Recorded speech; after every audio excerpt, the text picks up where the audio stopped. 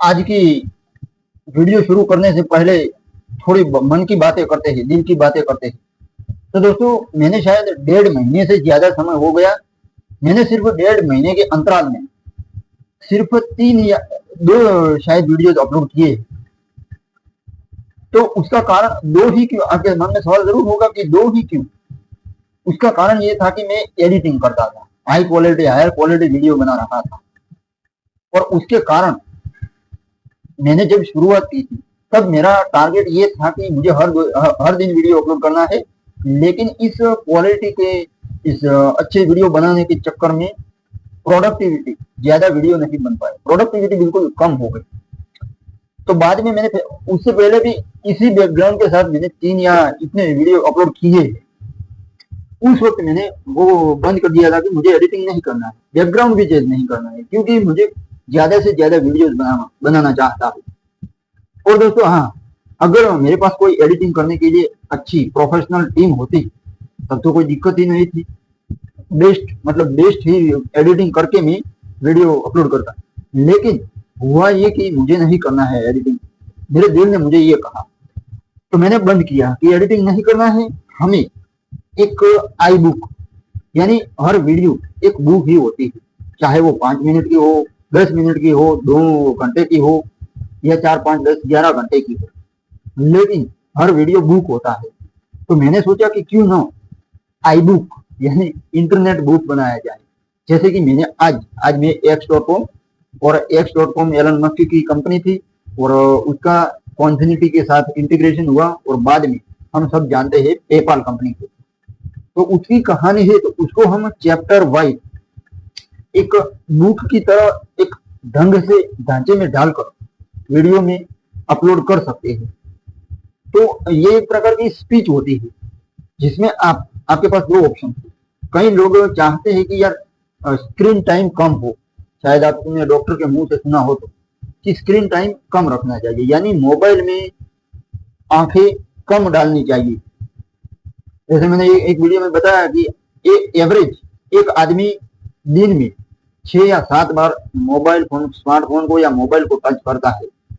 ये रेशियो है, ये ऑफिशियली आंकड़ा है।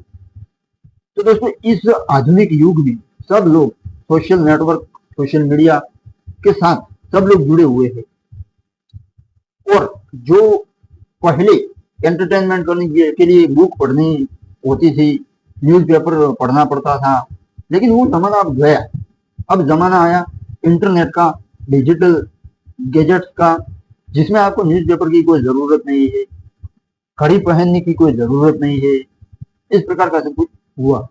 लेकिन मेरा ये मानना है कि स्क्रीन टाइम, यानी स्क्रीन पर, मोबाइल की स्क्रीन पर ज्यादा समय बिताने से आंख, दिमाग, स्ट्रेस, कई प्रकार की बीमारियां आती है।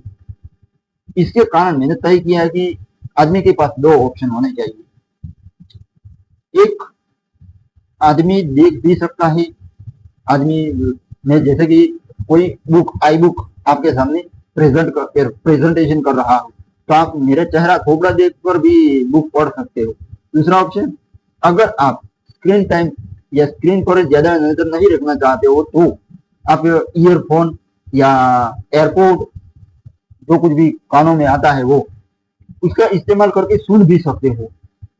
और सॉलिड, मैं हर वीडियो में सॉलिडनेस हर स्टोरी की रखूंगा।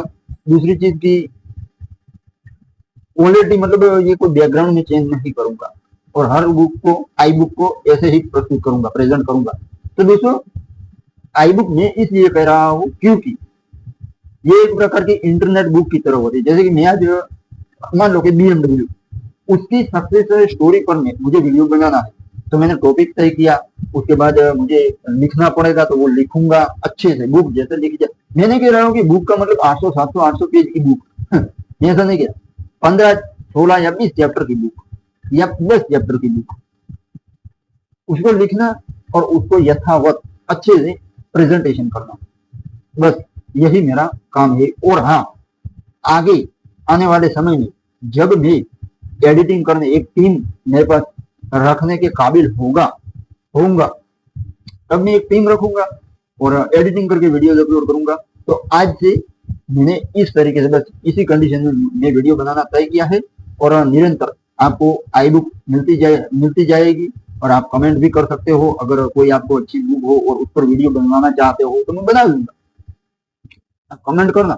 अब तक तो सब्सक्राइबर तो है वो भी 165 जितने सब्सक्राइबर है, लेकिन कोई दोस्तों देखता नहीं है और मैं नहीं देखते उससे परेशान भी नहीं हूँ। क्यों? क्योंकि मेरा ये पैशन है, मेरा ये शौक है, इसलिए मैं करता हूँ।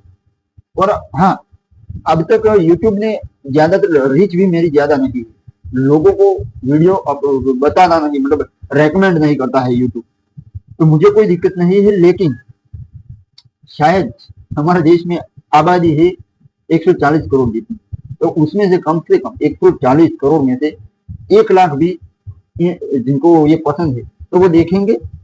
और वीडियो तो अच्छे होते हैं, नॉलेज गेन करने के वीडियोज होते हैं, तो आप भी अगर पसंद आते हैं तो देखना, नहीं पसंद आते हैं कोई मूवी या कोई एडिटिंग वाला अच्छा डॉक्यूमेंट्री, जैसे कि कई हमारे बनाते हैं हिंदी में, एक ध्रुव राठी साहब करके है, एक नीतीश राजपूत करके साहब है, ये सब लोग अच्छा वीडियो बनाते हैं, लेकिन मैं भी उन्हीं की तरह बनाऊंगा। लेकिन सबसे पहले ये क्यों? क्योंकि मैं उस काबिल नहीं हूँ एडिटिंग करने के लिए, मेरे पास टाइम नहीं है। दोस्तों आप सोचो 30 सेकंड का वीडियो अच्छा अब करना है तो अच्छा ही एडिटिंग तो करना है, तो फिर मैं क्या करूँ? 30 सेकंड का वीडियो एडिटिंग करने में वो भी सोचना पड़ता है कि अच्छा कौन सा रखूँ, अच्छा सीन कौन सा रखूँ, अच्छा एनिमेशन कौन सा क्रिएट करूँ, वो सब कुछ सोचना पड़ता है। लेकिन मैंने बंद कर दिया कि नहीं, एडिटिंग नहीं करना है, सीधे जाके स्टोरी अपलोड करनी है, तो यही काम मैंने शुरू किया। तो दोस्तों जुड़े रहना, और अच्छा लगे तो देखना, बुरा लगे तो कोई दिक्कत नहीं, आप छोड़ सकते हो।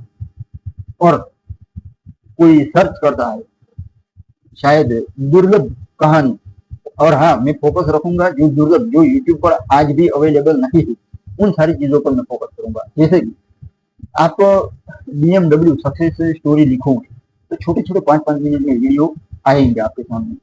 कोई अच्छी बुक तो आएगी, क्योंकि बुक तो कॉपीराइट वाली होती है, तो मैंने सोचा है कि मुझे बुक जैसे वीडियो होने चाहिए, ताकि पूरी डिटेल में जाकर आदमी को इंफॉर्मेशन मिल सके। ये मैंने तय किया है और उसी पर मैं काम कर रहा हूँ। हर एक, आजकल तो मैंने सोचा 40 या 50 स्क्रिप्ट लिखी जा चुकी है कंपनीज पर, बड़ी बड़ी दुनिया की बड़ी बड़ी हिटाची, सोनी, एप्पल, माइक्रोसॉफ्ट, बड़ी बड़ी कंपनीज पर। एलन मस्क की ये आज x.com में पेश कर रहा हूँ। तो दोस्तों आज शुरू करते हैं। वैसे मुझे मजा आ रहा है रिलैक्स फील करके बोलने का, बाकी क्या होता है था कि कैमरे की कैद में आ जाता था, गुलाम हो गया था, परफेक्शन का गुलाम। इसलिए मैंने सोचा जो आता है करने में फायदा है, अच्छा को सोचने में फायदा नहीं, कुछ करने में फायदा है, तो जैसा आता है करो, शुरुआत की। तो दोस्तों जुड़े रहना, अच्छी अच्छी स्टोरी लेकर आऊंगा, आप भी कमेंट करना, बहुत बड़े बड़े लोगों की बायोग्राफी सब कुछ आएंगे। तो आज दोस्तों शुरुआत करते हैं x.com, और जिसको आज हम पेपाल के नाम से जानते हैं, तो वो उसका कैसे हुआ वो जानेंगे। उसके बाद दोपहर के बाद में दूसरा वीडियो बनाने वाला हूँ आज, मतलब अपलोड तो कभी भी हो सकते हैं, लेकिन जो आज की दिनचर्या है वो मैं आज बता रहा हूँ आपको। तो वो दोपहर के बाद, यानी अब करीब हर दिन मिनिमम एक वीडियो तो अपलोड होगा ही, क्योंकि अब वो एडिटिंग वाला गुलामी वाला है नहीं, आजादी से अच्छे से जो बोलना है वो। तो शुरू करते हैं दोस्तों x.com कंपनी की शुरुआत कैसे हो। तो दोस्तों 1999 में एक दक्षिण अफ्रीका का यंग एंटरप्रेनर, जो आज हम जानते हैं एलन मस्क, दुनिया का सबसे अमीर आदमी, उसने 1999 में ही अपनी पहली कंपनी Zip2 को 307 मिलियन में बेचा था, कॉम्पैक्ट कंपनी को। और उनके दिमाग में अब एक नया आइडिया था। उनका आइडिया एक ऐसी ऑनलाइन फाइनेंशियल सर्विस बनाने का था जो पूरी दुनिया को डिजिटल प्लेटफॉर्म पर खड़ा कर दे, एक ही प्लेटफॉर्म पर खड़ा कर दे। यहीं से x.com कंपनी का जन्म होता है।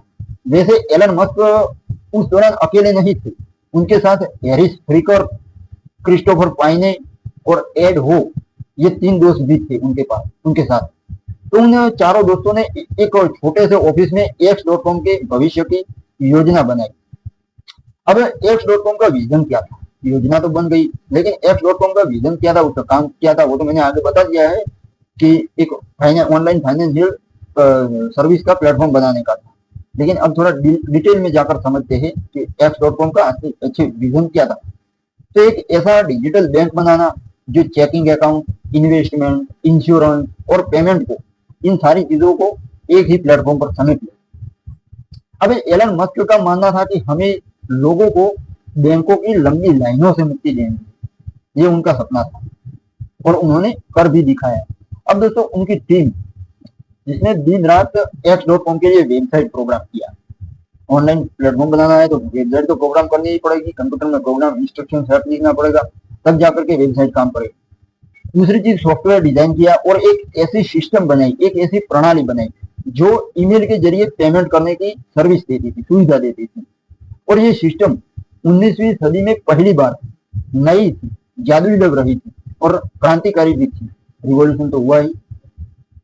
अब उसी शहर पालो आल्टो में पीटर थिल और मैक्स लेविन दूसरे दो दोस्त थे। आप कहानी थोड़ी ध्यान से कॉन्सेंट्रेट करके सुनना। दूसरे दो दोस्त कॉन्फिडेंटी नाम की एक कंपनी में काम कर रहे थे। दोस्तों मैं फोकस करूंगा जो बिन जरूरी चीजें है। कई बार क्या होता है, ऐसी कहानी में मोड़ आता है तो मुझे मेरी बातें मैं आपके सामने प्रस्तुत करने लगता हूँ। तो मैं चाहता हूँ कि ऐसी बातें ना, बस जो हमें विषय है, हमारा टॉपिक है, उसी के बारे में बातें होनी चाहिए। तो दोस्तों अब कॉन्फिनिटी का प्रोडक्ट था, उन दोनों दोस्तों की कॉन्फिनिटी का प्रोडक्ट था पेपाल, जो पाम पायलट डिवाइसेस के इंफ्रारेड पोर्ट्स के जरिए पेमेंट करने की सुविधा देता है, जबकि वो X.com के ईमेल के जरिए पेमेंट करने की सुविधा देता है। तो ये दो पहलू तो थे ही। अब पीटर थिल एक तो फिलोसोफर और इन्वेस्टर आदमी था, जबकि दूसरा जो उनका साथी था, मैंने आगे बताया उसी तरह मैक्स लेविन नाम का, वो एक कंप्यूटर मैजिशियन, कंप्यूटर जीनियस। अब कोई कंप्यूटर बेस्ड कंपनी खोलनी है तो कंप्यूटर का जीनियस तो चाहिए ही। तो उन दोनों का, ये जो कॉन्फिनिटी वाला था, उनका मानना था कि पेमेंट को और इजी बनाया जा सकता है। अब आपको शायद उससे जानकर ताजुब होगा कि कॉन्फिनिटी और X.com के ऑफिस जो थे, शुरुआती ऑफिस, वो शहर में बस कुछ ही मीटर की दूरी पर थे। लेकिन दोनों कंपनी को एक दूसरे के एक जैसे मकसद के बारे में कुछ भी पता नहीं था। दोनों के मकसद भी एक जैसे थे, लेकिन दोनों को पता नहीं था, दोनों टीम को पता नहीं था। ऐसा हुआ देखो पालो आल्टो के अंदर। अब ये दोनों कंपनी X.com पहली, दूसरी कॉन्फिनिटी, एक ऐसी रेस में दोनों थी जिनका टारगेट डिजिटल पेमेंट के स्टाइल को, तरीके को फिर से ज्यादा एडवांस बनाने का उनका काम था, उनका विजन था। अब दोस्तों ये कंपनी, दोनों कंपनियां भविष्य में कंपटीशन में बहुत संघर्ष के बाद कैसे एक कंपनी पेपाल बन गई, कंपटीशन के बाद संघर्ष पूरा का पूरा हुआ, उसके बाद कैसे एक ही कंपनी बन गई पेपाल, वो हम आगे जानेंगे। लेकिन अब दोनों की खासियत, यूनिकनेस की बात करें तो एलन मस्क का X.com को एक, एलन मस्क जो थे वो X.com को एक फाइनेंशियल एम्पायर बनाना चाहते थे, जबकि पेपाल का टारगेट था पेमेंट को इजी और फास्ट बनाना। अब ये एक ऐसी शुरुआत थी जिसने पूरी दुनिया की पेमेंट स्टाइल को बदल दिया, रिवॉल्यूशन हुआ, इंकलाब आया। शायद ज्यादातर लोगों को पता नहीं इंकलाब का मतलब क्या होता है। इंकलाब जिंदाबाद, उसका मतलब होता है क्रांति जिंदाबाद। इंकलाब का मतलब होता है क्रांति। ऐसा ही दोस्तों नॉलेज मिलता रहेगा आपको। जैसे मैं कोई, मुझे भी कोई ब्रह्म ज्ञान तो नहीं हुआ है, लेकिन मैं भी पढ़ाई करता हूँ, पढ़ता हूँ, उसके बाद जो मैं जानता हूँ वही आपको कहता हूँ। अभी दूसरे मुद्दे पर जानते हैं, X.com और कॉन्फिनिटी के बीच कंपटीशन किस हद तक पहुंची थी। दोस्तों अगर आपको थकान लगे ना किसी भी वीडियो में, अब मैं आगे अगले वीडियो में नहीं कहूंगा, इसी वीडियो में कहूंगा, क्योंकि ये पहला वीडियो है मेरा। अगर आपको थकान लगे तो कोई दिक्कत नहीं है, रिलैक्स करने के लिए। और हाँ, आपको थकान क्यों लगती है पता है? आप स्क्रीन के सामने देखते ही रहते हो ना, घूर घूर कर देखते हो ऐसे, ये क्या है, ये क्या है, उसके कारण आपको थकान लगती है। इसलिए मैं तो सजेशन देता हूँ, मैं तो सजेशन देता हूँ कि मोबाइल को साइड में बिस्तर पर या कुर्सी पर या कहीं पर उल्टा रख दो, और आई प्रोटेक्शन मोड नाम का एक फीचर आता है, शायद हर मोबाइल में आता होगा, आई प्रोटेक्शन, उसको चालू कर दो, ऑन कर दो, ताकि आंखों को नुकसान न हो। और हाँ, आंखों को जब नुकसान हुआ ना, दिमाग में दोस्तों नुकसान होगा। आपको दिखेगा नहीं ज्यादा, और मति भ्रम कंफ्यूजन वाला वो आता है ना कोई बीमारी बुढ़ापे में। बुढ़ापे में बीमारी कौन जाती है? एक थोड़ी छोटी सी कहानी सुना देता हूँ, जिसमें फिर वापस आते हैं टॉपिक। हमारे गांव में एक कुम्हार आते हैं ना, वो एक माजी थे, तो उनको ये बीमारी थी। वो खाना बनाते थे और उनके जो परिवार के में बेटे थे, बहुएं थी, वो सब खेत में काम करते थे। ये सच्ची घटना दोस्तों बता रहा हूँ। तो मैं मेरी माँ के साथ में वहां पर गया उनके घर। तो उन्होंने, उस वक्त मैं भी छोटा था, तो उन्होंने बताया कि मैं तो जब किचन में जाती हूँ, यानी हमारे यहाँ तो किचन कहाँ होता है, किचन मतलब एक छप्पर के नीचे चूल्हा होता है, तो उसके उसको किचन बोलते हैं। किचन मतलब गुजराती में बोलते हैं रसोड़ू, रसोड़ू। तो वहां पर मैं जाती हूँ तो मिर्ची भूल जाती हूँ। जब यहाँ किचन में आती तो सब्जियां लाना भूल जाती हूँ। फिर वहां आती हूँ तो वो क्या कहते, वो रोटी पकाने वाला प्लेट आती है ना, वो भूल जाती हूँ। तो वो कहानी, वो जो उन्होंने बोला था, शायद मैं आज से करीब 19 साल पहले की मैं बात करता हूँ, 19 साल पहले। तो एक ऐसी बीमारी होने लगती है, कन्फ्यूजन रहता है अगर आप स्क्रीन टाइम यानी स्क्रीन पर ज्यादा समय बिताते हो। तो मैं ये सजेशन देना चाहता था कि अगर आप देखना चाहते हो तो देख भी सकते हो, और सुनना चाहते हो बिस्तर पर फोन को उल्टा रख के ईयरफोन के माध्यम से सुन भी सकते हो, क्योंकि मुझे कोई दृश्य दिखाना नहीं है। देखो आप ये मैप में क्या दिख रहा है, इस मैप में यहाँ से जहाँ जाते थे इस तरह ट्रेडिंग होता था, वो सब प्रैक्टिकली समझाते हैं लोग, तो उसमें देखना पड़ता है, तो वो सुनने से काम नहीं आएगा। लेकिन मैं फोकस करूंगा, ये एक तो चैनल ऐसा होना चाहिए जो बिना देखे सुना भी जा सके, और यही मैं कर रहा हूँ। इस प्रकार की मैं चैनल बना रहा हूँ। तो दोस्तों, कॉन्फिनिटी की दोनों कंपनी के बीच की कंपटीशन किस हद तक पहुंची, तो साल 1999 के अंत तक पालो अल्टो की X.com और कॉन्फिनिटी, दो नई टैब कंपनी एक दूसरे के पड़ोस में बैठकर डिजिटल पेमेंट की दुनिया पर राज करने का ख्वाब देख रही थी। अब एलन मस्क की X.com ने एक ऐसी सर्विस शुरू की थी जो यूजर को, उपयोगकर्ता को ईमेल के जरिए पैसे ट्रांसफर करने की सुविधा देती थी। और ये उस समय के इंटरनेट की धीमी रफ्तार, उतनी स्पीड नहीं होती थी, आज भी नहीं होती है। तो उस वक्त दोस्तों ये काम बहुत कठिन था, बहुत प्रीमियम स्मार्टफोन ही ये कंफर्टेबल होती थी उनके लिए। तो ये स्पीड और कम स्पीड और जटिल बैंकिंग सिस्टम के वक्त बिल्कुल जादुई और रिवोल्यूशनरी था ये सब ऑनलाइन पेमेंट। दूसरी ओर पीटर थिल और मैक्स लेविन, कॉन्फिनिटी के फाउंडर, उनकी कॉन्फिनिटी ने पेपाल लॉन्च किया, जो पाम पायलट डिवाइस के इंफ्रारेड पोर्ट्स के जरिए फास्ट पेमेंट की सर्विस देता था। अब दोस्तों, दोनों कंपनी एक ही लक्ष्य की ओर बढ़ रही थी, लेकिन उनके रास्ते अलग, और सपने, ख्वाब, विजन बड़ा था दोनों का। इस जंग का असली बैटल फील्ड था, इस कंपटीशन का असली बैटल फील्ड, यानी बैटल फील्ड मतलब युद्ध भूमि था ईबे, एक नीलामी प्लेटफॉर्म। और ये एक ऑनलाइन नीलामी प्लेटफॉर्म था, जो वेंडर और कस्टमर दोनों यहाँ पर आते थे और यहाँ से खरीदारी होती थी उस ईबे पर। तो उस समय इंटरनेट की दुनिया का राजा था ईबे।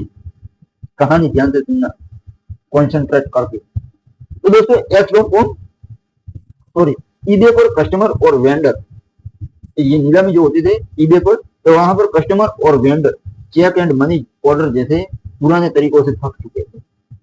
और X.com और दूसरा पेपाल, दोनों ने इस मौके का, इस उबाऊ पद्धति जो थी चेक एंड मनी ऑर्डर वाली, उसका फायदा उठाने की, उसको रिप्लेस करके फायदा उठाने की ठान ली थी। तो कॉन्फिनिटी ने आक्रामक स्ट्रेटेजी अपनाई।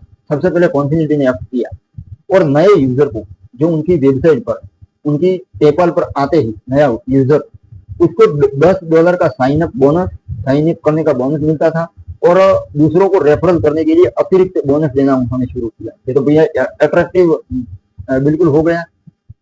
सामने से पेमेंट भी हो जाता था, और सामने से 10 रुपये भी 10 रुपये मतलब वहां से $10 भी मिल जाते थे। तो कॉन्फिनिटी की ये एक ऐसी स्ट्रेटेजी थी, ये एक ऐसी चालाकी थी, जिसने दोस्तों उनके पेपाल को तेजी से पॉपुलर बना दिया। पहले उन्होंने एक्ट किया ईबे के प्लेटफॉर्म पर, कॉन्फिनिटी वालों ने। अब दोस्तों, ये भी एक सच होता है, कड़वा सच, कि जो पहल करता है ना, वही आगे निकलता है। तो उन्होंने पहल की और पॉपुलर बन गया पेपर। अब लोग जिस चीज को जानते हैं ना उसी को अपनाएंगे। दूसरी चीज कोई नई मार्केट में आती नहीं भैया, वो पुराने वाली जो आती थी वो मुझे दे दी। जैसे कि एम सिल, उसका कंपाउंड अप्रोक्सीमेटली कंपाउंड या ऐसा कुछ नाम है, मुझे अंग्रेजी नहीं आती है। अप्रोक्सीमेट कंपाउंड उसका नाम है, जो उसके अंदर आता है मटेरियल उसका नाम। लेकिन हम जब दुकान पे जाते हैं तो भैया एमसिल दे दो ना। एमसिल तो ब्रांड का नाम है, ओके, ब्रांड का नाम। जैसे कि आप जाते हो एप्पल का फोन देना, भैया उसका नाम आईफोन है, एप्पल फोन नहीं है। इस तरह दोस्तों ब्रांड जो पॉपुलर होता है वही रहता है। और दूसरी चीज, मानो कि कोई चीज पॉपुलर है, एक यूट्यूब का एग्जाम्पल, कोई चैनल पॉपुलर है, अब उसको रिप्लेस करना, सबको ऐसा लगता है कि इसको रिप्लेस करके हमें आगे निकलना, ये बहुत कठिन काम है। लेकिन ऐसा नहीं होता दोस्तों, सिस्टमेटिकली पद्धति सर स्ट्रेटेजी के माध्यम से हम कंपटीशन में भी आगे निकल सकते हैं। वो मैं अब सैकड़ों कंपनीज की सक्सेस स्टोरीज लेकर आऊंगा। आज एक्स.com है, कल को क्या कहते हैं सोलर सिटी आने वाली है। इस तरह की कई कंपनी जिसमें आपको बिजनेस से रिलेटेड स्किल सारी की सारी सीखने को मिलेगी। बड़ी बड़ी कॉर्पोरेशन जो है सैमसंग, एप्पल, टोयोटा, बहुत सारी कंपनी की मैं सक्सेस स्टोरीज लेकर आऊंगा। फिर हर जो महान आदमी हुए थे सोल ऑफ प्लेनेट में तो उनको कहता हूँ, उनकी बायोग्राफी लेकर आऊंगा ताकि आपका ह्यूमर अच्छा डेवलप हो। मैं तो दोस्तों आपकी भलाई में ही डूबा रहूंगा, तो आप जुड़े रहना। तो इस तरह दोस्तों कैसे स्ट्रेटेजी से सिस्टमेटिकली आगे कैसे बढ़ा जाए धीरे से। तो दूसरी ओर एलन मस्क की जो एक्स.com थी, उन्होंने तो पॉपुलर हो गए क्योंकि पहल उन्होंने की थी। तो एक्स.com ने भी फ्री में अकाउंट बनाना, फ्री में ट्रांजेक्शन करना और आकर्षक कैशबैक ऑफर पेश किए। अगर ये उन्होंने पहले किया होता जैसे पेपाल ने किया उस तो ये उनका विजन बहुत बड़ा था, तो ये बहुत रिवॉल्यूशनरी बन जाता। तो दोनों कंपनीज अब मार्केटिंग स्ट्रेटेजीज और यूजर को लुभाने की दौर में डूब चुकी थी। दोनों एक दूसरे से आगे निकलने की रेस में डूबी हुई थी। वहीं पर एक्स.com के ऑफिस में एलन मस्क और उनकी टीम ने वो लोग देर रात तक इस पर काम करते थे। उधर कॉन्फिनिटी के ऑफिस में मैक्स लेविन अपनी वेबसाइट को ज्यादा से ज्यादा फास्ट बनाने में लगे थे। दोनों कंपनी अपना अपना काम कर रही थी। जबकि पीटर थिल जो थे कॉन्फिनिटी के फाउंडर, वो ज्यादा से ज्यादा इन्वेस्टमेंट जुटाने में लगे हुए थे। इस तरह काम चल रहा था। अब दोनों कंपनियों की दीवारें भले ही दूर थी, लेकिन उनके बीच की दूरी कितनी है वो विचारों, आइडियाज और विजन की खाई से मापी जाती थी। अब दोस्तों ये कंपटीशन एक कंप्यूटर बग्स की तरह थी जो दोनों कंपनीज को कमजोर कर रही थी। ये कंपटीशन एक दूसरे से आगे बढ़ने की उम्मीद, ख्वाब, यही दोनों कंपनीज को कमजोर कर रही थी। और हर नए यूजर के लिए लाखों डॉलर खर्च हो रहे थे और इन्वेस्टर्स प्रॉफिट का इंतजार कर रहे थे कि भैया प्रॉफिट कब आएगा, हमने तो हमारे पैसे झोंके हैं इस कंपनी में। लेकिन अब दोस्तों आपके मन में सवाल जरूर होगा कि क्या ये रेस, ये दौर, ये कंपटीशन का रेस उन्हें खत्म कर देगा या एक नई शुरुआत की ओर ले जाएगा। तो अब जानते हैं एक्स.com और कॉन्फिनिटी का इंटीग्रेशन कैसे हुआ था, यूनिफिकेशन, एकीकरण कैसे हुआ था, उसके बारे में जानते हैं।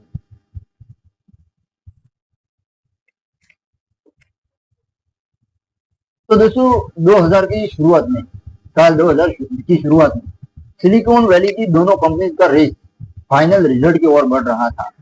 एक्स.com और कॉन्फिनिटी की कंपटीशन ने दोनों कंपनी को एक ऐसी रेस में धकेल दिया था जहां हर फैसले की कीमत लाखों डॉलर में थी।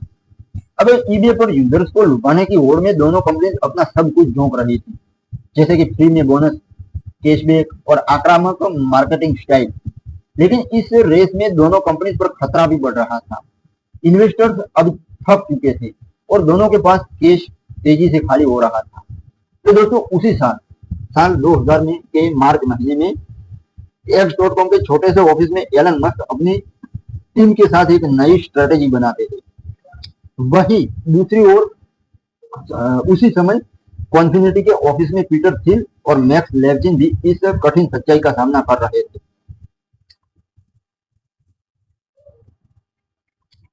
तो दोस्तों इस तरह से कुछ एक्स.com और कॉन्फिनिटी की कंपटीशन ने दोनों कंपनी को एक रेस में धकेल दिया जहां हर फैसले की कीमत लाखों डॉलर में होती थी। अब ईबे पर यूजर्स को लुभाने की होड़ में दोनों कंपनी सब कुछ झोंक रही थी, ऐसा सब कुछ चल रहा था।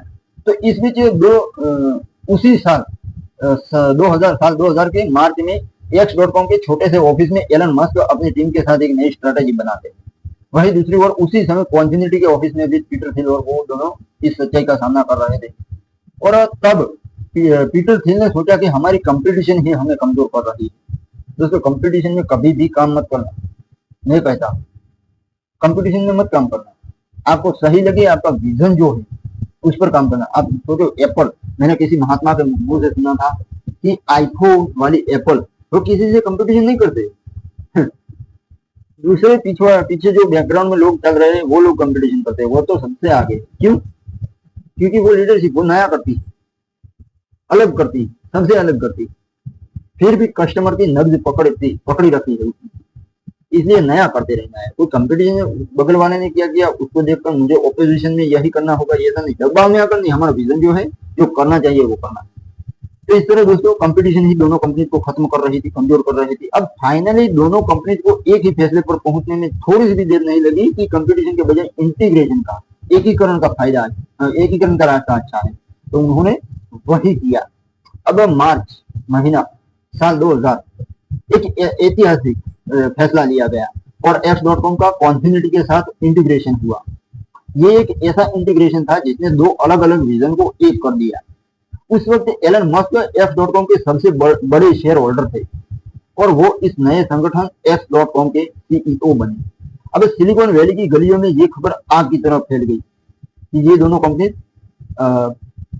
इंटीग्रेट हो चुकी है। अब नया संगठन X.com के नाम से जाना गया। लेकिन दोस्तों यहाँ पर पेपाल ब्रांड की पॉपुलैरिटी, लोकप्रियता पहले से ही ज्यादा थी। वो मैंने कहा ना, पहल उन्होंने की ईबे पर, और आगे X.com का रास्ता मुश्किलों से बढ़ा। अब दोनों के विजन थे तो एक ही जैसे लेकिन प्रॉब्लम ये था कि दोनों के इंटरनल डिफरेंसेस आगे वो बहुत बड़ा रूप धारण करने वाले थे, क्योंकि छोटे छोटे दोनों के विजन अलग अलग थे। उनका पेमेंट पर बेस्ड था कॉन्फिनिटी का, जबकि X.com का पूरा फाइनेंस ही हमें देने का था, और यही इंटरनल डिफरेंसेस का कारण बनता है, वो मैं आगे बताता हूँ। तो X.com का विजन था एक फुल फाइनेंस सर्विस प्लेटफॉर्म बनाने का, जो बैंकिंग, इन्वेस्टमेंट और पेमेंट इन तीनों चीजों को यूनिफाइड कर सके। लेकिन दूसरी ओर कॉन्फिनिटी के पेपाल का विजन सिर्फ फास्ट और इजी पेमेंट पर केंद्रित था। अब एलन मस्क का विजन बड़ा था, जबकि पीटर थिल और मैक्स लेविन की उस पेपाल का ध्यान, उनका फोकस प्रैक्टिकलिटी ऑफ ट्रांजैक्शन पर केंद्रित था, जबकि उनका ऐसा नहीं था। ट्रांजैक्शन भी था, उनका तो ट्रांजैक्शन भी था और पूरी की पूरी बैंकिंग सिस्टम को ऑनलाइन करने का था, और यही इंटरनल डिफरेंसेस का कारण बनता है। अब इंटीग्रेशन हो चुका था, तो बाद में अब कंपनी से इंटरनल डिफरेंसेस जो मैंने कह रहा था वही बढ़ने लगते, जबकि दूसरी ओर कर्मचारी दोनों कंपनी के सॉफ्टवेयर को यूनिफाइड करने में जुटे हुए थे। तो कुछ ऐसे ही दोस्तों, ये एक ऐसा यूनिफिकेशन था जो कंपनी को बाहर से मजबूत दिखाता था, लेकिन भीतर से दरारें ऊपर रही थी। अब आपके मन में दोस्तों सवाल जरूर होगा कि क्या ये इंटीग्रेशन एक नई शुरुआत करेगा या दोनों कंपनी को एक होकर खत्म हो जाएगी। लेकिन ऐसा नहीं होता है दोस्तों, आगे देखते हैं क्या होता है। अब पेपाल और X.com के इंटरनल डिफरेंसेस का कारण क्या था वो भी थोड़ा जान लेते हैं दोस्तों। ये शायद 10 चैप्टर की बुक है, आई बुक। मैं हर वीडियो में डिस्क्रिप्शन में टैग भी आई बुक का लगाऊंगा, क्योंकि मुझे आईफोन की तरह आई बुक को पॉपुलर बनाना है, इसलिए मैं टैग भी आई बुक का लगाऊंगा और वीडियो के टाइटल में भी आई बुक लिखूंगा। अब आपके मन में ये सवाल जरूर होगा कि ये खत्म होगा या क्या होगा, लेकिन ऐसा नहीं होता है दोस्तों। पेपाल और X.com में इंटरनल डिफरेंसेस बढ़ने लगते हैं, मतभेद बढ़ने लगते हैं। तो साल 2000 में यूनिफिकेशन के बाद एलन मस्क इस नई कंपनी के सीईओ थे, लेकिन वह एलन मस्क अपने विजन को साकार करने के लिए दिन रात एक कर रहे थे और X.com को एक ऐसा डिजिटल एम्पायर बनाना चाहते थे जिससे बैंकिंग, इन्वेस्टमेंट और पेमेंट एक ही प्लेटफॉर्म पर आ जाए। लेकिन दूसरी ओर पीटर थिल और मैक्स लेविन एक अलग रास्ते पर थी और वे सिर्फ फास्ट, इजी और ईबे पर बेस्ड पेमेंट सिस्टम पर फोकस कर रहे थे। अब दोस्तों सिर्फ इंटरनल डिफरेंसेस ही नहीं, बल्कि टेक्निकल चैलेंजेस भी सामने आ रही थी। X.com की सिस्टम में पेमेंट की सिक्योरिटी कमजोर थी, जिसके कारण कुछ यूजर आसानी से दूसरी बैंकों से इलीगल रूप से पैसे निकाल सकते थे। अब एलन मस्क और उनकी टीम ने इसे ठीक तो किया, लेकिन झटका तभी लगा जब पेपाल ब्रांड की पॉपुलैरिटी ईबे पर तेजी से बढ़ने लगी। साल 2000 के अंत तक पेपाल के पास 10 लाख से ज्यादा यूजर थे उसकी सर्विस को अपनाने वाले, जिनमें से अधिक से ज्यादा ईबे पर ट्रांजैक्शन कर रहे थे। अब पेपाल की पॉपुलैरिटी ने तुरंत ही एलन मस्क के X.com के बड़े विजन को दबा दिया। सितंबर 2000 में एलन मस्क की जिंदगी में एक नया मोड़ आया। जब उनकी नई पत्नी के साथ ऑस्ट्रेलिया में वो छुट्टियां मना रहे थे, तब उनको एक चौंकाने वाली खबर मिली। हुआ ये कि कंपनी बोर्ड ने एक सीक्रेट मीटिंग में एलन मस्क को सीईओ के पद से हटाने का फैसला किया था और पीटर थिल को नया सीईओ बनाया गया। ये एक ऐसा विश्वासघात था दोस्तों, जिसने सीधे एलन मस्क के दिल को चोट पहुंचाई थी। अब आगे दोस्तों ऑस्ट्रेलिया से वापस लौटे तो उनके चेहरे पर निराशा तो थी, लेकिन उन्होंने सोचा कि मैं अभी भी कंपनी का हिस्सा हूँ और मेरा विजन अब तक जिंदा है। लेकिन ये घटना एलन मस्क के लिए एक सबक थी। इसका भी दोस्तों, अब आपने सोचा होगा कि अब तो एलन मस्क का कुछ नहीं चलेगा, लेकिन ऐसा नहीं होता है दोस्तों। कंपनी से तो जुड़े ही रहना है, लेकिन हमारा विजन है फिर से शुरू करेंगे जब पैसे आएंगे तो। ये भी हो सकता था, लेकिन आज तो आप शायद मैं उनकी बायोग्राफी लेकर आऊंगा। वो आदमी कौन है, एलन मस्क कौन है, वो आप शायद जानते नहीं। दुनिया का सबसे ताकतवर आदमी होता है अमेरिका का राष्ट्रपति। कौन होता है वाकई में, कौन होता है पता नहीं, लेकिन हम जो मानते हैं वही करते हैं। और दूसरा दुनिया का सबसे ताकतवर आदमी है एलन मस्क। Genius genius. अब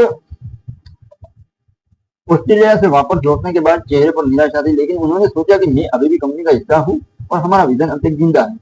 लेकिन ये घटना एलन मस्क के लिए एक सबक थी, क्योंकि सपनों को साकार करने के लिए, विजन को साकार करने के लिए केवल जुनून काफी नहीं होता है।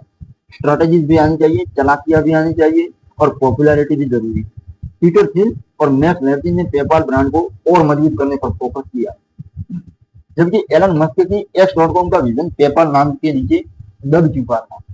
अब आपके मन में सवाल दोस्तों जरूर होगा कि क्या ये नया नेतृत्व, ये नया लीडरशिप, नया संगठन और पेपाल नाम, पेपाल ब्रांड का नाम कंपनी को नई ऊंचाइयों पर ले जाएगा, सक्सेस के रास्ते पर ले जाएगा, यह सब यही खत्म हो जाएगा। तो अब जानते हैं पेपाल कंपनी की सफलता और कैसे आगे बढ़ी कंपनी, उसके बारे में जानते हैं। तो दोस्तों साल 2001 की शुरुआत में इस सफर में मोड़ लेते हुए एलन मस्क के सीईओ पद से हटने के बाद पीटर थिल के उनके लीडरशिप में कंपनी ने एक नया रास्ता चुना कि X.com का विजन धीरे धीरे पीछे चला गया और पेपाल ब्रांड ने सुर्खियां बटोरनी शुरू की। अब पेपाल एक ऐसा नाम था जो ईबे के लाखों यूजर का फेवरेट नाम था, क्योंकि उनकी सर्विस अच्छी थी। अब दोस्तों कई बार मुझे स्टॉप लेना पड़ता है, तो आप थोड़ा माफ करना दोस्तों, लेकिन रिलैक्स मोड में जब मैं बात करता हूँ तो कोई दिक्कत नहीं है, स्टॉप लेना पड़ता है, आपके सामने होता है। मैं तो दोस्तों खुली किताब जैसा हूँ। तो अब simplicity, fastest payment through email और सिक्योर पेमेंट के साथ पेपाल ऑनलाइन ट्रांजैक्शन का पर्याय बन गया है। वैसे एलन मस्क का विजन एक ऑल इंक्लूसिव फाइनेंशियल प्लेटफॉर्म बनाने का था, लेकिन पीटर थिल और मैक्स लेविन ने समझ लिया था कि भैया जीत का, विक्ट्री का रास्ता एक्सपर्टीज में है। दोस्तों पेपाल अब केवल पेमेंट बेस्ड प्लेटफॉर्म था और इस फोकस ने इसे आसमान की ओर उड़ान दी और कंपनी सक्सेस की ओर आगे बढ़ती है। अब कंपनी में नए फीचर्स और सिक्योर एंड फास्ट पेमेंट को आकार दिया जा रहा था। पेपाल की ईबे पर पकड़ दोस्तों इतनी मजबूत थी कि ईबे पर 50% से ज्यादा ट्रांजैक्शन पेपाल के जरिए होने लगे। यूजर्स अब चेक एंड मनी ऑर्डर की पुरानी पेमेंट स्टाइल से मुक्त हो गए और सिर्फ एक क्लिक में पैसे दुनिया के किसी भी कोने में पहुंच सकते थे। लेकिन ये सफर भी इतनी आसान नहीं थी। धोखाधड़ी की इवेंट बढ़ती जा रही थी और कंप्यूटर मैजिशियन मैक्स लेविन ने इसका भी एक इनोवेशन और समाधान पेश किया, और वो था कैप्चा। शायद आप किसी, एक एग्जांपल लेता हूँ, लिंक्डइन करके एक एप्लीकेशन है, उसमें आप जब लॉग इन करते हो ना, तब ये कैप्चा कोड भरना होता है। कैप्चा कोड भरना होता है जो एक ऐसी टेक्नोलॉजी जो मनुष्य और बॉट्स मशीन को समझ सकती है। इसके जरिए वो समझ लेता है कि ये मशीन है कि मनुष्य। और इसको बनाया इसलिए था ताकि इलीगल रूप से पैसे ट्रांसफर ना हो। अब इस इनोवेशन में, कैप्चा वाले इनोवेशन में, केवल पेपाल को नहीं बल्कि पूरी दुनिया, पूरी इंटरनेट दुनिया में यह टेक्नोलॉजी फैल गई। फरवरी 2002 में पेपाल ने एक ऐतिहासिक कदम उठाया। अब दोस्तों मैं तो ये सोच रहा हूँ कि इस जो इन्होंने इनोवेशन किया कैप्चा का, उसको अगर पेटेंट करवा लिया होता तो आज वो भी उनका होता, उससे भी इनकम सोर्स की तरह काम करता। तो 2002 में पेपाल ने एक ऐतिहासिक कदम उठाया। वो ये था कि कंपनी ने 70.2 मिलियन जुटाए और शेयर बाजार में आईपीओ लॉन्च किया, जो 9/11 टेररिस्ट अटैक के बाद सिलिकॉन वैली का पहला बड़ा टेक आईपीओ था। अब दोस्तों क्या होता है कि जो छोटे छोटे 5-5 मिनट में कंटेंट बनाते हैं ना सक्सेस स्टोरीज पर, 5, 25, 20, 30 मिनट पर, वो दोस्तों शॉर्ट में वो लोग आधा आधा पूरा का आपको ब्रीफिंग दे देते हैं। मैं उनका विरोध नहीं कर रहा हूँ, लेकिन मैं दोस्तों डिटेल में जाता हूँ। और जब आदमी को कोई आधा अधूरा ज्ञान होता है तो उसका फिर रिस्क बहुत बढ़ जाता है गलत फैसला लेने का, क्योंकि उसको पूरा पूरा नॉलेज नहीं, पूरी इंफॉर्मेशन होनी चाहिए। अब पूरी इंफॉर्मेशन न होने के कारण आदमी बुरा फैसला, गलत फैसला लेता है, जिसके कारण मैं चाहता हूँ कि बिल्कुल डिटेल में जाकर पूरी, जैसे कोई एक बुक है, मानो कि हम सैमसंग की सक्सेस स्टोरी पर कोई बुक पढ़ रहे हैं, तो बुक में दोस्तों सब कुछ विस्तृत जानकारी होती है और खुली बुक पुस्तक आपके सामने होती है, जो आप समझ सको, जितना आपके पास टाइम है, आप जिस एंगल से समझना चाहते हो, सब कुछ आजादी से।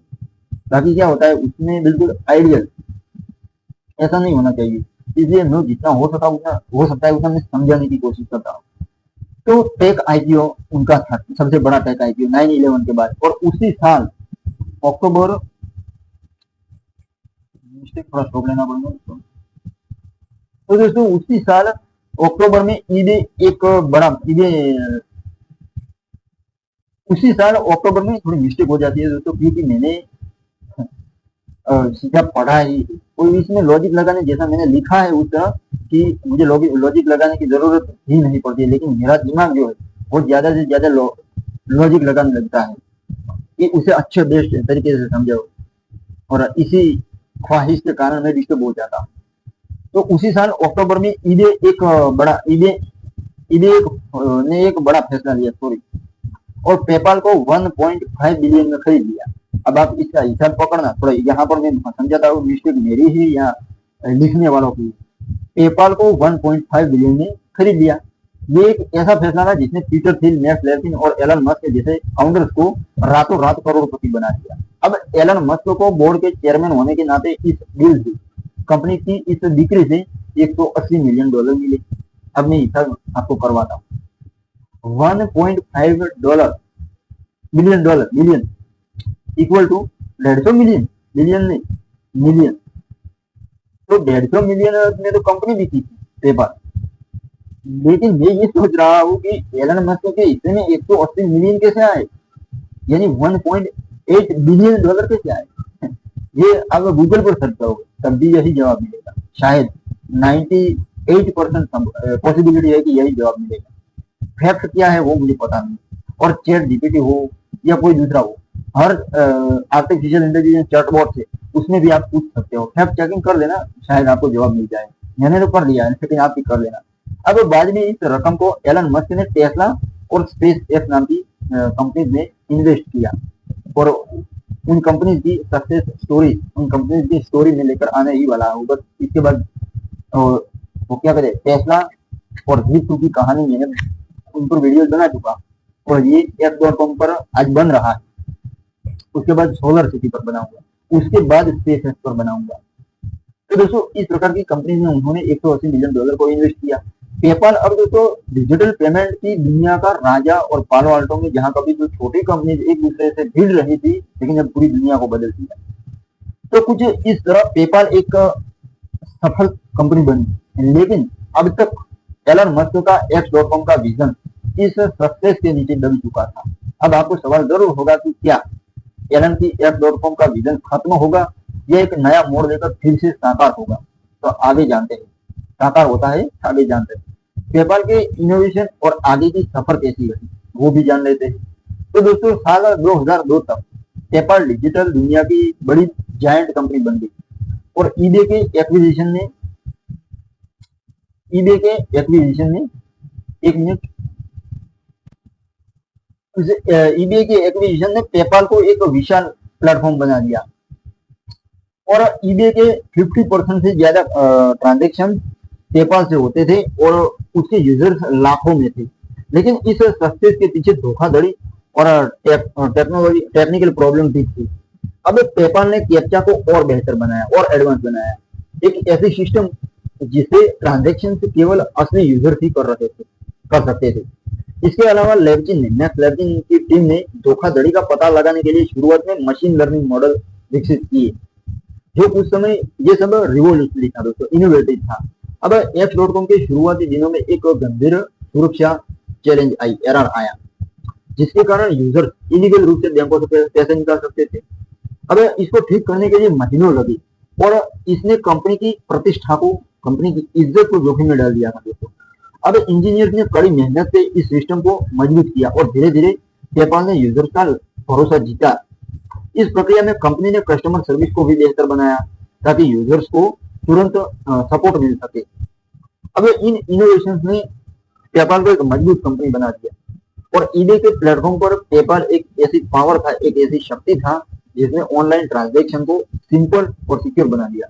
दोस्तों ईबे ने इस कंपनी को खरीदा और बाद में उन्होंने अलग भी कर दिया था पेपाल को। तो यूजर अब दुनिया के किसी भी कोने से कुछ ही क्लिक में कहीं पर भी पैसे भेज सकते थे। लेकिन इस सफलता के पीछे एलन मस्क का X.com वाला बड़ा विजन अदृश्य हो चुका था, पीछे बैकग्राउंड में चला गया था। अब एलन की एम्बिशन जो एक ऑल इंक्लूसिव फाइनेंशियल प्लेटफॉर्म की थी, लेकिन पेपाल के सामने झुक जाना पड़ा उनको भी।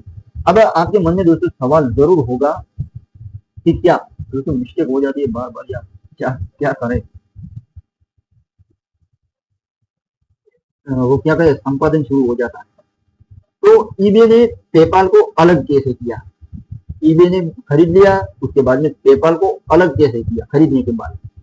तो फाइनली 2002 के बाद पेपाल ईबे के बड़े एम्पायर का एक हिस्सा था, एक पार्ट था। लेकिन इसकी विचारधारा अभी भी एक आजाद स्वतंत्र रूप से रिवॉल्यूशन की थी।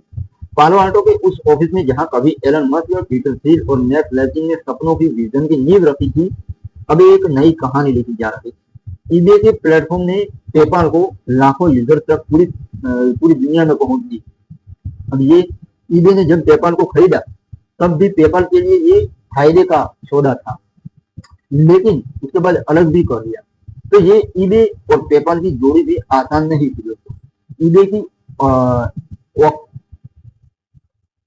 ऑक्शन यानी नीलामी सेंट्रिक दुनिया, ऑक्शन का मतलब शायद मुझे अंग्रेजी नहीं आती है उसे, लेकिन ऑक्शन सेंट्रिक का मतलब होता है नीलामी केंद्रित दुनिया ईबे की।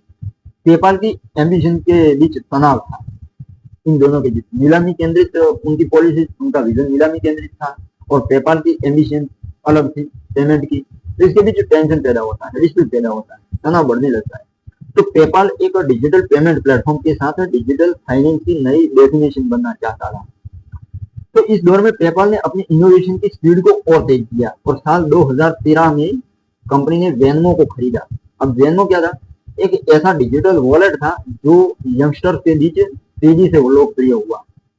अब वेनमो ने दोस्तों, वेनमो जो था वॉलेट, उसने दोस्तों के बीच छोटे छोटे ट्रांजेक्शन को मजेदार और सोशलाइज कर दिया और कॉफी के पैसे चुकाने से लेकर घर या दुकान के किराए तक सब कुछ एक क्लिक में पेमेंट हो जाता था वेनमो वॉलेट के जरिए।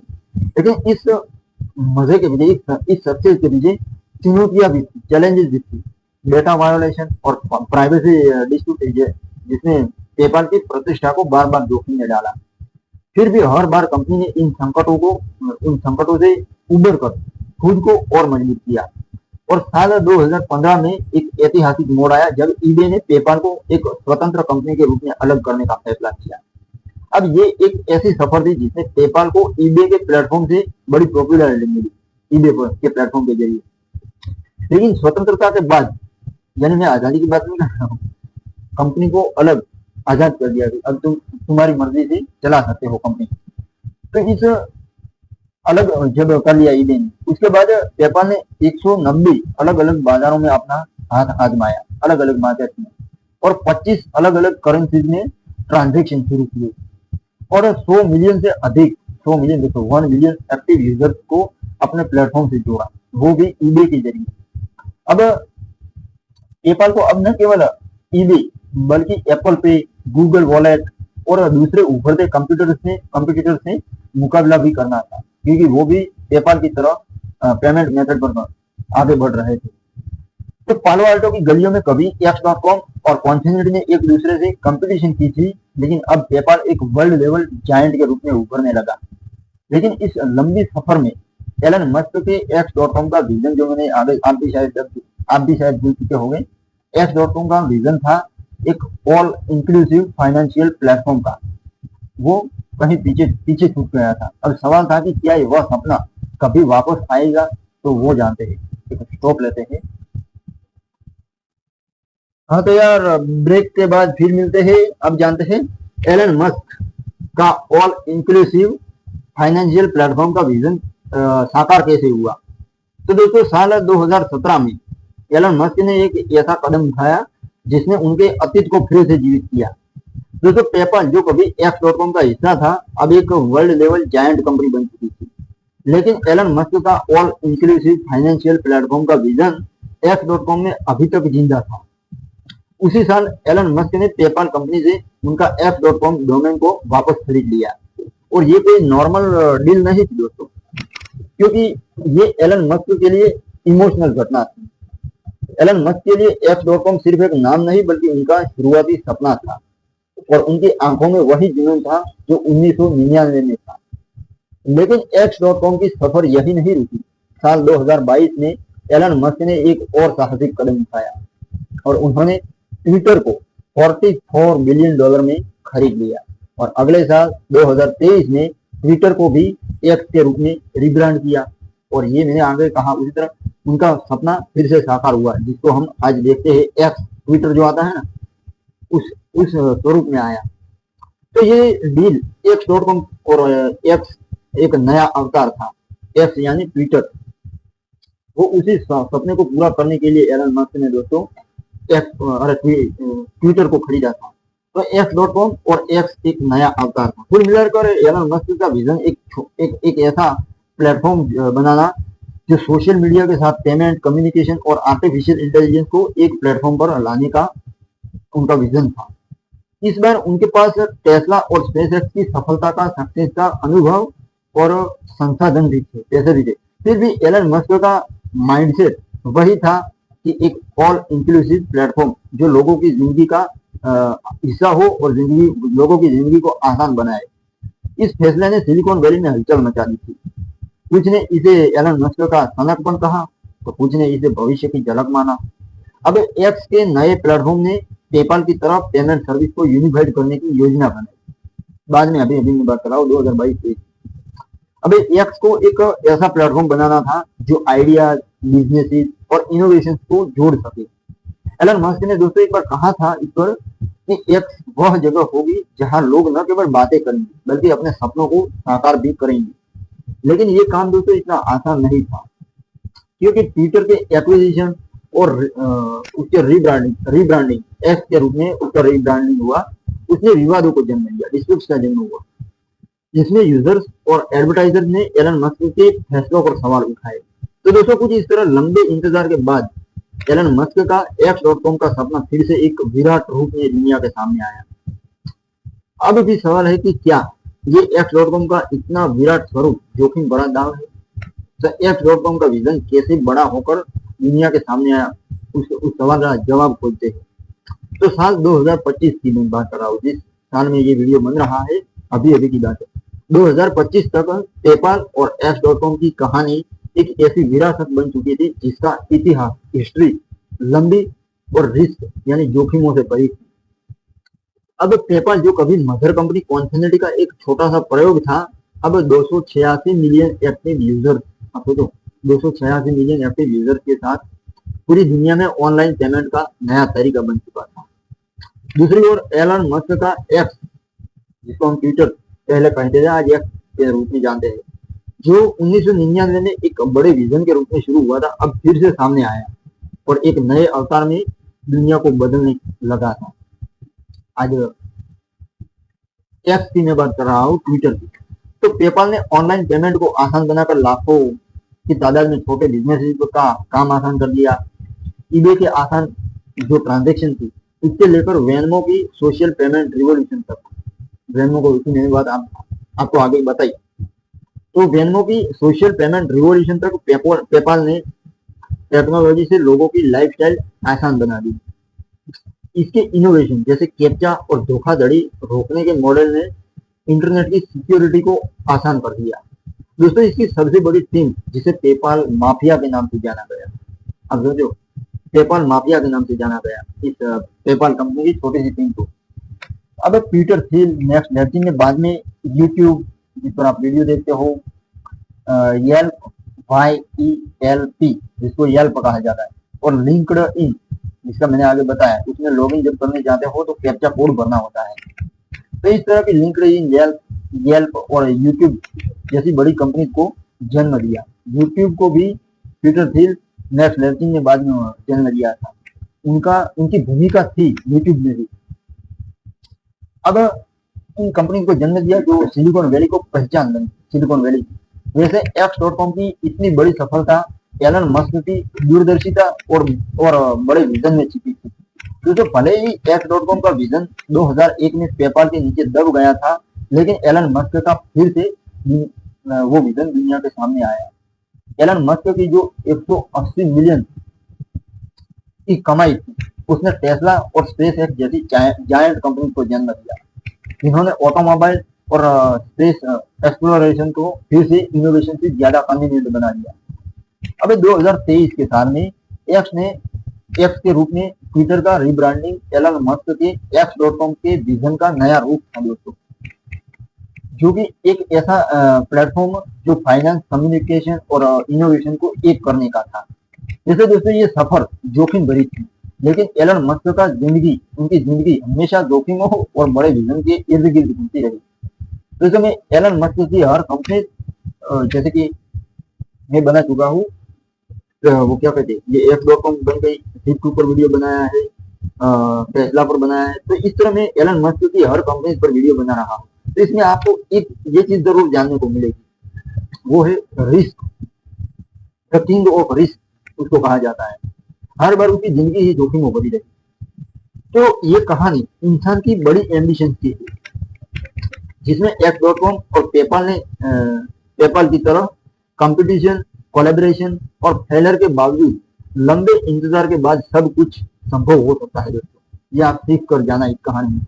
लेकिन एक आखिरी सवाल ये है, एक रहता है 10वां सवाल, कि क्या ये कहानी यही खत्म होती है? क्योंकि एलन मस्क का एक्स और पेपाल की सफर अभी भी अधूरी है। तो थोड़ी एक ब्रेक के बाद फिर मिलते हैं। तो दोस्तों, आखिर में X.com और पेपाल दोनों को कैसे सक्सेस मिली?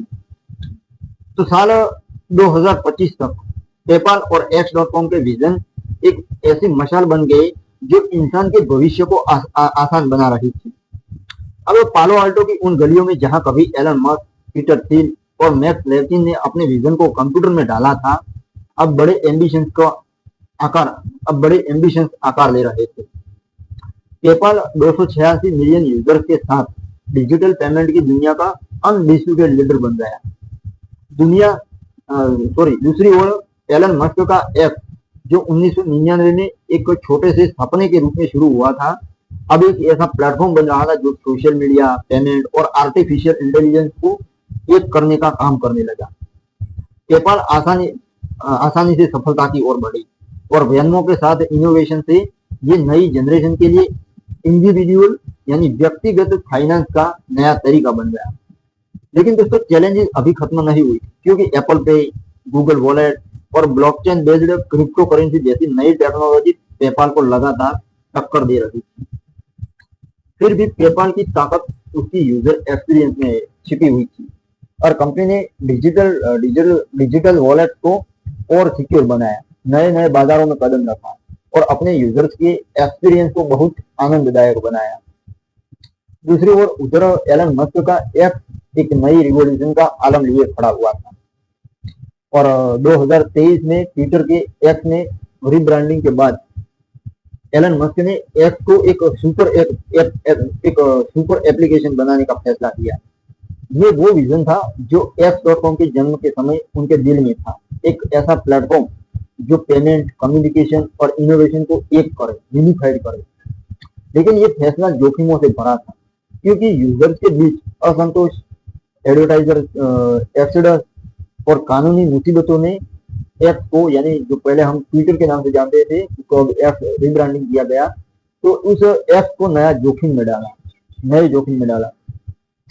फिर भी एलन मस्क ने कहा था कि एक्स वो जगह होगी जहां इंसान अपने विचारों को शेयर करेंगे और अपने सपनों को साकार करेंगे। तो दोस्तों, ये आई बुक हमें सिखाती है, हम भी सीख सकते हैं कुछ तो, कि सपने भले ही टूटे, अब ध्यान से सुनना, एक्स.कॉम की तरह फिर से जन्म ले सकते हैं, जो कि आपने देखा। और दूसरे भी तरीके जो उनके प्रॉब्लम थे, उनके सॉल्यूशन भी कुछ पॉइंट्स पर बताए, तो फिर से आकार ले सकते हैं। लेकिन वो ये मत करना, क्या होता है, नुकसान होता है तो आदमी आत्महत्या कर लेता है। वायलेंस फैलाना मेरा काम नहीं है दोस्तों। लेकिन एक्स.कॉम और पेपाल की सफर में आपने देखा कि फेलियर, फ्रॉड, विश्वासघात, जैसे ऑस्ट्रेलिया गए थे और सीईओ के पद से हटा दिया उनको, ऐसा फ्रॉड हुआ, और कई दिक्कतों के बावजूद भी सक्सेस मिल सकती है। वो दोस्तों ये थी उन दोनों कंपनी के संघर्ष की कहानी, जिसमें स्ट्रगल की कहानी, जिसमें कई उतार चढ़ाव और लंबे इंतजार के बाद पेपाल और एक्स.कॉम दोनों कंपनी को सक्सेस मिली। तो ये थी दोस्तों आया एक्स.कॉम और पेपाल की आई बुक, जिसमें मैंने सब कुछ बताया, उनकी सफर पूरी की पूरी, और आगे भी इसी प्रकार की कई टॉपिक पर मैं आई बुक आपके सामने प्रस्तुत करूंगा। और दिल की गहराइयों के साथ आपका बहुत बहुत धन्यवाद।